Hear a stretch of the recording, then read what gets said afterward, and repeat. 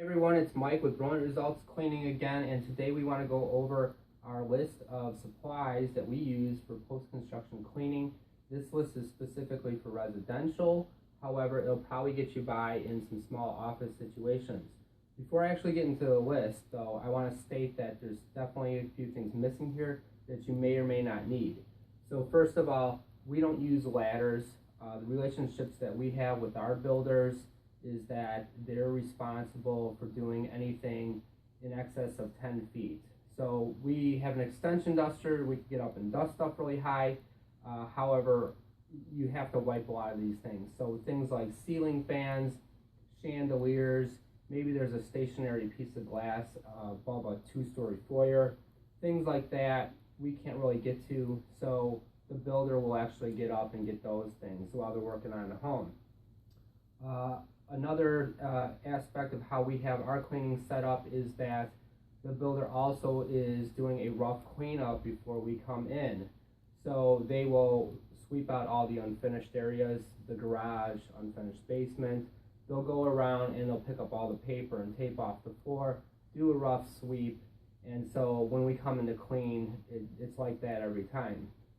So this list is going to apply to that type of situation. So we don't need shop vacs, brooms, big black garbage bags to go around and pick stuff up before we start cleaning. All right, so let's get into the list. Let's start with windows. So you can get by with just a regular T-bar and a window sleeve or scrubber. You're definitely going to need a squeegee. I usually go with like a 16-inch squeegee, and then I have an interchangeable 8-inch blade for smaller panes of glass. Definitely going to need a razor scraper. It's critical that the blade is always brand new. You could cause a lot of damage with a old razor blade. I have a separate video on this, so watch it. It's really important. It'll be a lifesaver for you. Another thing would be you're going to need some kind of non-scratch abrasive scrub pad. We use this for tempered glass, so we usually just cut these in half. We use them for tempered glass, and we use them for other stuff just throughout the house that needs a little bit of scrubbing, but it's not going to cause any damage. Whisk broom, or sometimes referred to as a track cleaner. This is used for cleaning out dust in the bottom of the window tracks. You may also have to vacuum that out once you loosen it up, depending on how much stuff is in there. So that kind of covers the whole window situation. There's definitely other things that you could utilize when you're doing window cleaning: belts, buckets, different tools, soaps. That's a whole different subject, and I don't want to get into all the details of that, but these basic tools should get you by in most situations. All right, moving on, we have just a regular razor scraper. Once again, always use a brand new blade. There's going to be just various spots where you're going to have to carefully scrape, whether it's like on a countertop floor, wherever you're going to have some adhesives or building materials that you need to get up. Another type of blade would be like a straight blade, or like an X-Acto knife. So applications for this would be maybe there's tape that's along a baseboard in a real tight area and you need to get something in there and score it so you can peel it up. Another example would be, if there's French doors and if they leave the plastic over the pane, you're going to need something to score the edges so that you can peel that plastic or that film off. Let's get into the microfiber cloths. So microfiber is like the hot thing right now, or it has been for some time. It seems like everybody's using them, and there's a lot of different types of cloths out there. And the cloths can range anywhere from a couple cents each to a couple dollars each. My suggestion is just go cheap. You don't want to use a $2 cloth when you're doing post-construction cleaning. First of all, you're going to go through tons of these. We've gone through hundreds on a single house, depending on the size of it. And some of them might get trashed, so you don't want to be crying when you have to throw them away. As soon as microfiber gets wood shavings on it, it's hard to get them out, and you just end up throwing them out. So buy the cheap ones. They'll get the job done.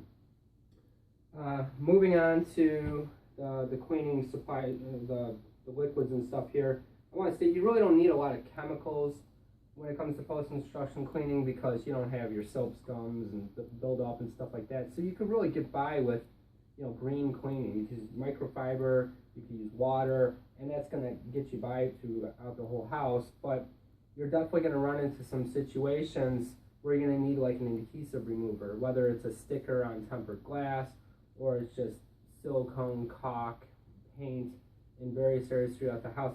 You're going to need something to get you out of those sticky situations. So a glue gun or something similar is definitely critical. I alluded that you could probably get by with water.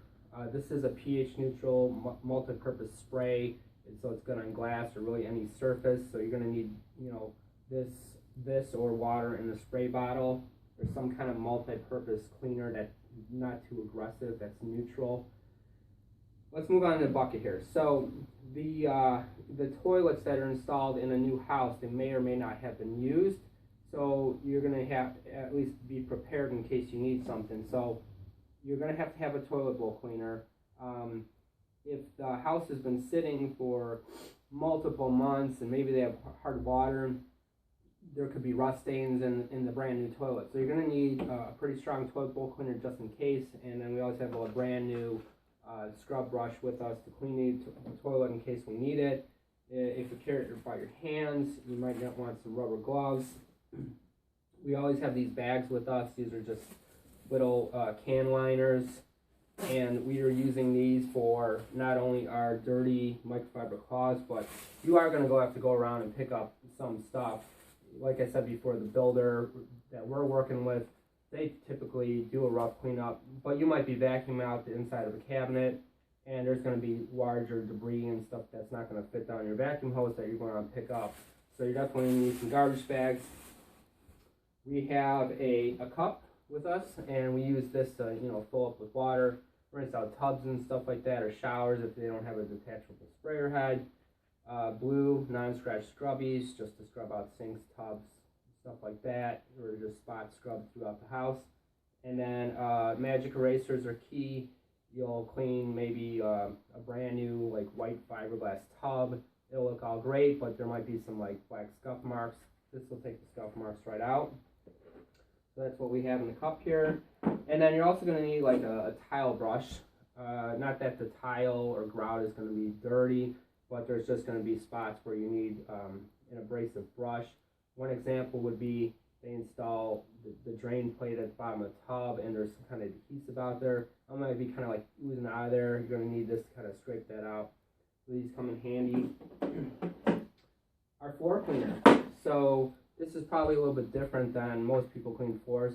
We put all of our pH neutral floor cleaner in pump sprayers, pump it up, spray section 4, and then we use our microfiber mop pads, and those are attached to a mop frame, which we have here.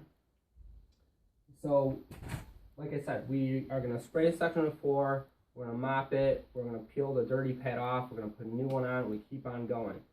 Just like the cloths, you're going to go through a ton of the microfiber mop pads, so you're going to need a lot of these. Really, the only solution for getting, you know, wood floors clean in a brand new house is just keep mopping. You might have to do it 2, 3, 4 times. There's so much dust that you got to be prepared and have a lot of these. The mini vac that you see here, this is critical. So we're using this in a lot of aspects of the cleaning of the house. So we are using this as kind of like a shop vac. So we're going to use it just like this without the wand on it, and we're going to be vacuuming out cabinets and drawers. You know, a bathtub might be filled with dust. We're using this we pop the wand on there. We use it to do all our carpet edging. We use it just like this to vacuum out the floor registers, the vents on the floor. So you're going to have to pick those up. You have to vacuum those out. So we use that for this. And then towards the end of the cleaning, you know, we pop the wand on there, we put the floor tool on there, and then we use the same vacuum to vacuum all the hard surface floors throughout the house. So this is definitely multi-use. I highly recommend these vacuums. They're cheap, they're durable, we can really beat them up, and they're a great little vacuum. A couple other things here. Step stool. So we carry around these little step stools with us in our cars. Like I said, we don't use ladders, but we need to be able to get up to at least, you know, 9-10 feet and wipe high up cabinets and get inside of upper cabinets, and maybe a chandelier or a light fixture that's hanging 9-10 feet. Extension duster. You really can't get away with dusting stuff in post-construction. There's really no room for a feather duster, but we definitely use these dusters to at least knock off the heavy dust off the baseboards before we wipe them. And this does extend up to 15 feet. This bends so we can't get the tops of fan blades, so this definitely comes in handy. And then I would say finally you're going to need some kind of upright vacuum. So this is the one that we use. It's just a simple bagged upright. It doesn't have any tools or attachments, but we don't need that because we always use a 2-vacuum system. We're using this to edge the carpet, and then we use the upright to do all the open areas. So the brand really doesn't matter as long as you have a vacuum. Some houses won't even have carpet, so you may or may not need it. So I believe that pretty much covers all the supplies that you would need for a post-construction cleaning scenario. We've used the same setup for everything from 1,000 square foot house all the way up to we've done a 12,000 square foot house. So this should get most people by most situations. There may be a couple things here or there that you may or may not want depending on your preferences, but this is a good starting point. So thank you for watching. Please subscribe to this channel because I'm posting new videos every week. So whether you own and operate a cleaning business or you're just fanatical about cleaning or you're even thinking about getting into it, this is the channel for you. Thank you very much. Mike, Brilliant Results Cleaning. Have a great day.